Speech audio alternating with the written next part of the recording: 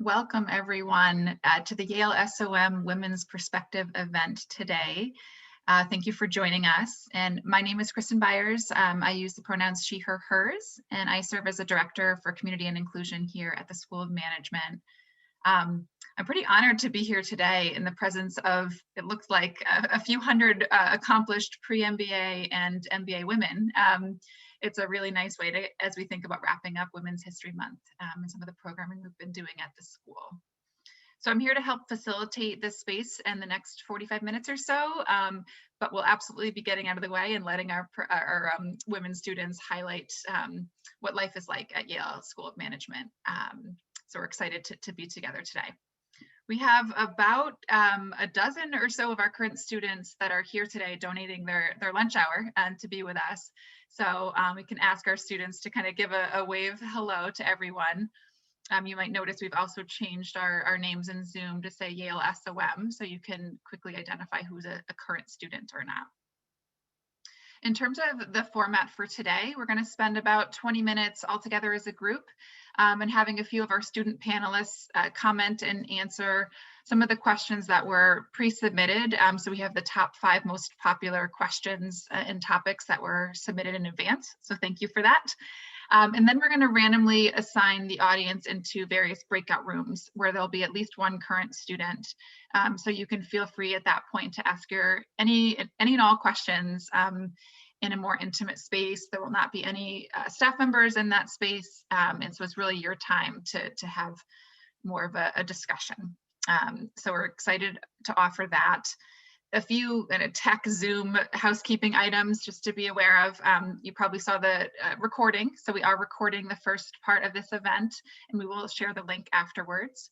We will not be recording the discussions in the breakout rooms. You'll also see that the closed captioning service is on for accessibility purposes. You're able to, there's an option to hide the transcript if you'd like as well. And then last, I just consider using the speaker mode so you can see which student is talking and sharing their perspective throughout the event. Okay, so let's get started. What I'd like to do first is to have our panel briefly all say hello and just quickly introduce themselves to you so you know who's going to be sharing some insights. So I'll ask each student to popcorn it to someone else after, but if you just want to say a quick hello, what year you are at the School of Management, and if you want to say anything about your background before, that'd be great. And let's see, I'm going to kick it over to Snigdha to start first for us. Hi, everyone. So good to see all of your faces. My name is Snigdha Rao. I'm a second-year MBA here at Yale SOM, and prior to SOM, I worked in management consulting for about 4 years, and I'm originally from Maryland. So I'll pass it on to the next one. Great. Let's have Christina go next, please. Hi, everyone. My name is Christina Healy. I'm also a second-year MBA student. Prior to SOM, I moved here from the DC area where I was working in the nonprofit sector, working on human rights issues in the supply chain. So excited to talk with you all today. Thanks, Christina. Okay, how about Leah? Hi, everyone. Thank you for coming. My name is Leah Verghese. I am a first-year MBA. Prior to SOM, I lived in New York City. I was born and raised in New York City, and I was an investment banker at B of A. Great, thanks, Leah. And Laura. Hi, everyone. Thanks for being here. My name is Laura Brennan. I am also a first-year MBA. Before SOM, I was a teacher in New York, but I'm originally from Chicago. Great, thanks, Laura. And last but not least, Leona, have you say hi. Hey everyone, my name is Leona Chao. I'm also a first-year MBA student at Yale. Before SOM, I worked in consulting for 5 years, and I'm originally from Minneapolis, Minnesota. Great, thank you all. And there's, I think, 7 additional amazing students that are on as well that you'll get to spend some time with in the breakout rooms. So let's get started with some of these top 5 MBA questions that were asked. So the first one I thought to ease us in would be more of an admissions-based question that I'm sure a lot of our prospective women are thinking about. And the question is, how did you convey your real story in the application? And maybe I'll kick it to some of our first year students that are a little bit closer to that process. So actually, Leona, since you're up on the screen, do you want to start with that one? Yeah. I think the biggest advice I can give in the application is just to think about who you really are and what you value. And I know the essay question is around like, what is the biggest commitment you've made? Or if that hasn't changed, then that was the question that we had last year. And I think that you should really do some homework on thinking through like all the different things that are important to you and how you want to make an impact in those areas and how you want to use SOM to help you achieve that impact. So I think doing some, I guess, like introspective work is really helpful in helping yourself see like the value that the things that you value. Thank you. Other thoughts from our panel? Anyone else want to contribute to this one? I can jump in. I totally agree with everything that Leona said. And I would also recommend that you think really concretely about what your goals are, both professional and otherwise. And so the reflection is a key part of that. But I would also want to try and lay out a path for what you, like, why are you interested in MBA? How will it help you achieve your goals? And be able to paint that picture in your essays for the admissions committee so that they can understand why you are making this like financial and life commitment to going back to school and taking time out of the workforce. Because I'm trying to think about how I want to say what I want to say next, but like it's a big commitment. And so I think the admissions committee wants to know that you're sure of your goals and how this specific degree will help you get where you want to go. Absolutely. And I think as our current students can probably attest, it's pretty fast and furious once you get into the MBA experience. So front loading some of that thought process around your goals and what you want to accomplish will pay off not just in your application, but also in what you focus on and how you spend your time. Great. Okay.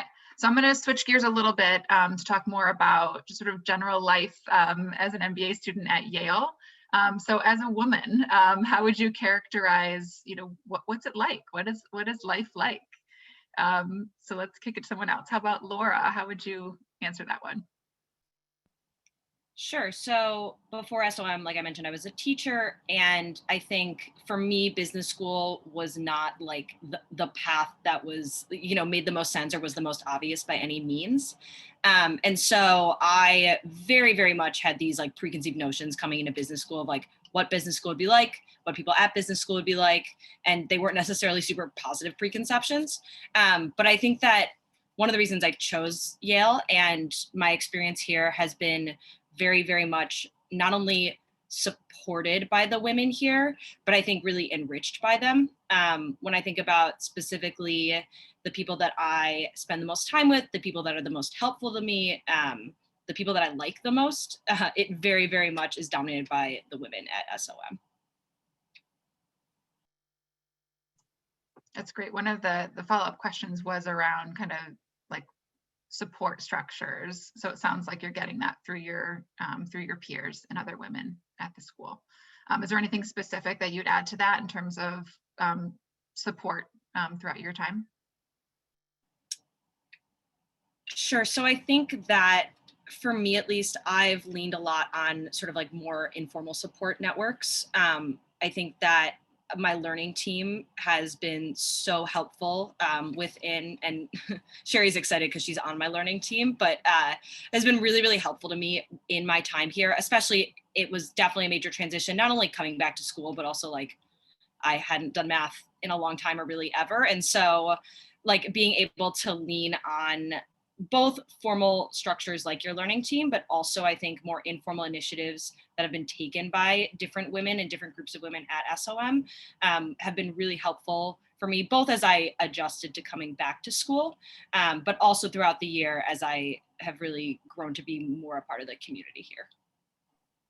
Awesome. Thank you. Other thoughts on kind of life as a woman and or support that you've received throughout your time here?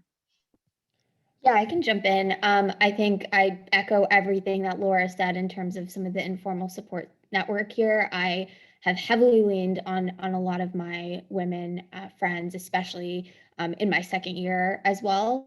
I think in terms of some of the more formal support systems, a lot of us are on this panel are in women in management, which is one of the clubs here at SOM. And we do this awesome thing called WIM circles, which are women in management circles that Skylar actually organizes, and she's on this call as well.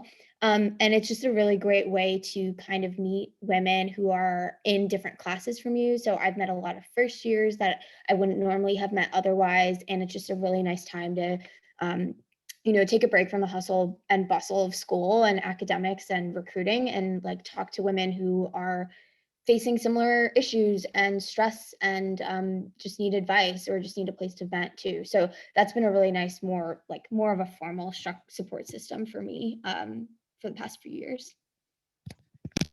Thanks, Nigda. I'd love to hear one more perspective. I think this is such an important topic. Kristen, can I share an example of a really strong support structure that I saw?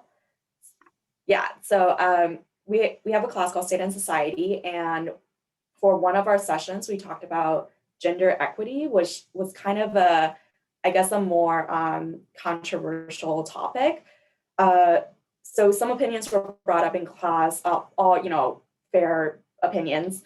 And afterwards, our cohort rep actually created a private Slack channel for just the women in my cohort to kind of share our thoughts and feelings and process things together. So I thought that was really great that she took the initiative to kind of check in on us and kind of continue to build the community and provide like a safe space for people to really share anything that's on their mind.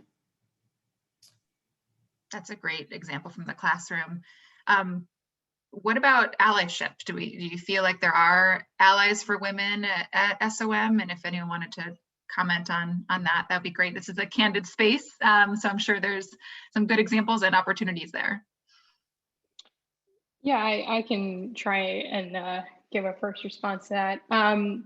So yeah, I think there are a lot of opportunities for allyship. The first thing I would say is, as Leona mentioned, our classes are really geared towards the school's mission, educating leaders for business and society, obviously means that even academically, our classes are geared towards solving a lot of those problems, or at least discussing some of those problems. And so having those open forums that bring together so many different perspectives in itself encourages allyship, because it allows all of us to have a very candid conversation in a formal classroom.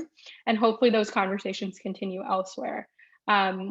Likewise, and I think partially this is organized to highlight the community inclusion part of SOM. There are formal, structures within the administration, within our student government.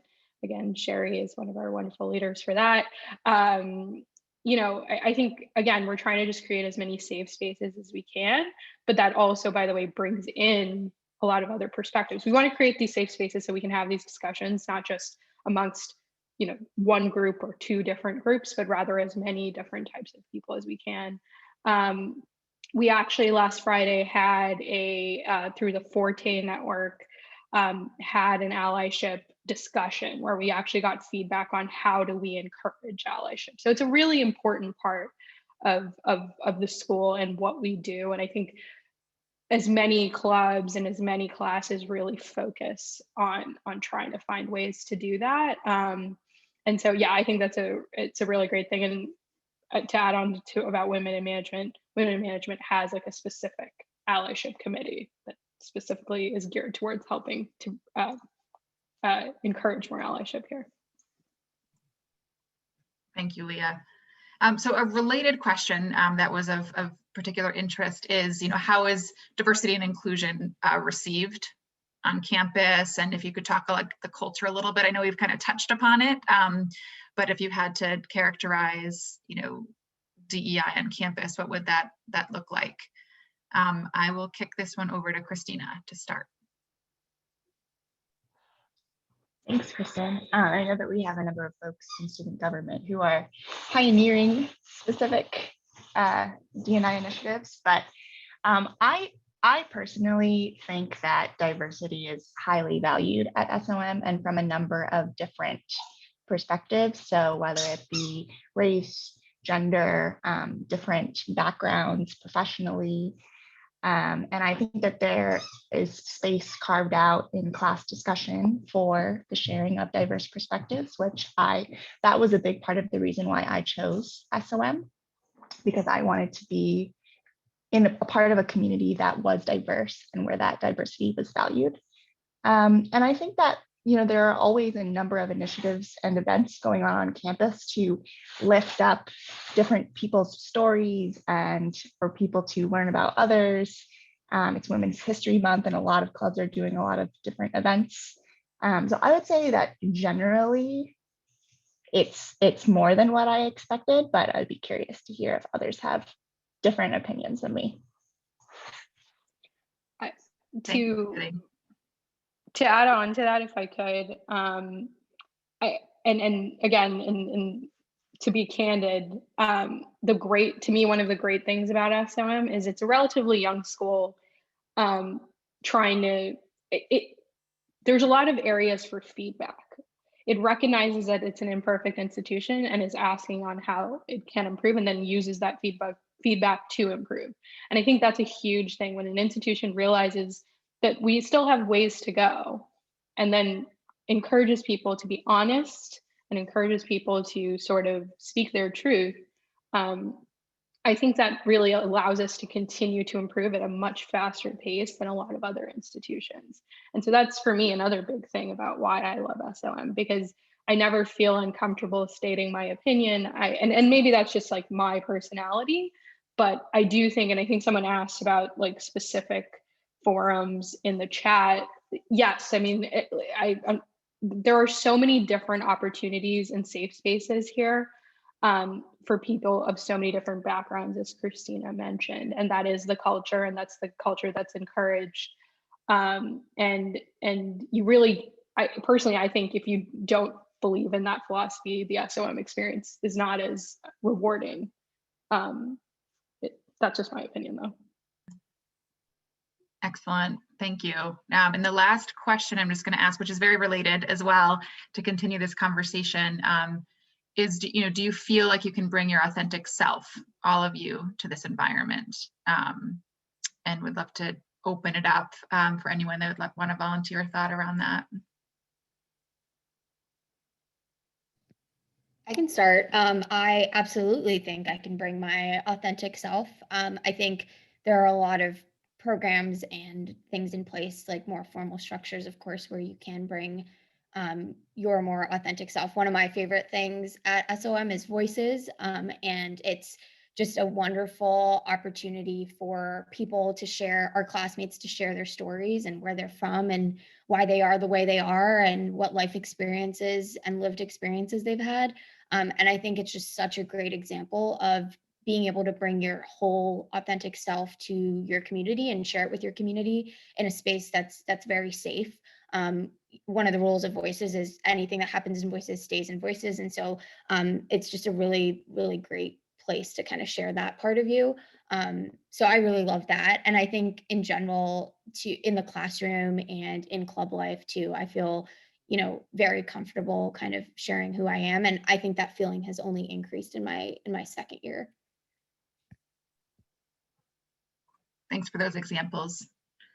Any other thoughts before we wrap up here?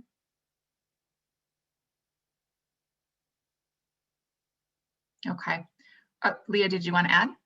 Yeah, I mean, I just add that SOM also, I think, as any MBA program is trying to prepare you for your future professional success. And a lot of that involves understanding that you're going to have to confront some very difficult situations in your life. And that could be difficult conversations, that could be a lot of different things. And so, if you're willing to put yourself out there a little bit, and there are safe spaces, so you don't have to like say it in the classroom, you can say it somewhere else. I think it gives you the skills to sort of be able to go out into the real world and be better prepared to handle some of those difficulties. Great. Thank you all for your honesty and those examples, and hopefully that started getting some of the wheels turning for the prospective students and admitted students that are on the call. So you haven't heard from 7 other amazing women leaders that are here with us today, and I think some of them were already given shout outs by our panelists. So the 12 women that are here will be going into breakout rooms that I think my colleagues are working on in the background here. So what we're going to do is randomly put you all into a breakout room with a current student, so you can just ask more questions and hear more about